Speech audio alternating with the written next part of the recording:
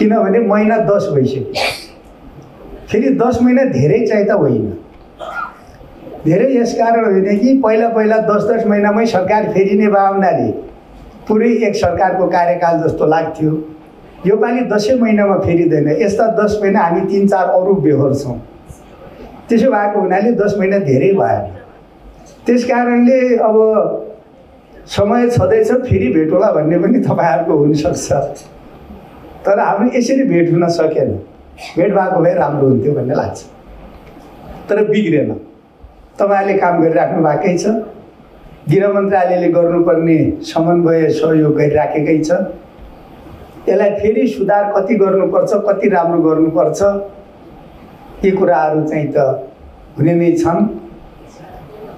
त्यसो भएको हुनाले आज तपाईँहरू छलफल गरेर थप गृह मन्त्रालयले के गर्नुपर्छ, नेपाल सरकारले के गर्नुपर्छ म आग्रह गर्न चाहन्छु, निवेदन गर्न चाहन्छु।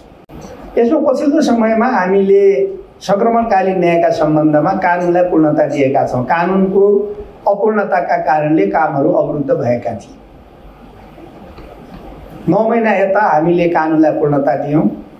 म के प्रतिबद्धता व्यक्त गर्न चाहन्छु भने सङ्क्रमणकालीन न्यायको विषयलाई यो सरकारले सम्बोधन गरी छाड्छ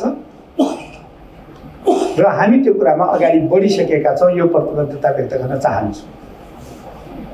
मैले थोरै ठट्टा पनि गरेर भने सरकारको आयोगका बारेमा, त्यो राजनीतिक कुरा हो, म यहाँ धेरै गर्न चाहन्न।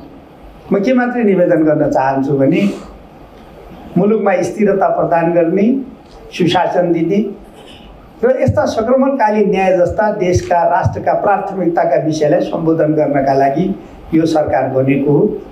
सरकार दृढतापूर्वक अगाडि बढेको छ र हामी सरकारमा संलग्न राजनीतिक दलहरूका बिचमा भएको सहमति अनुसार सरकार अगाडि बढ्छ।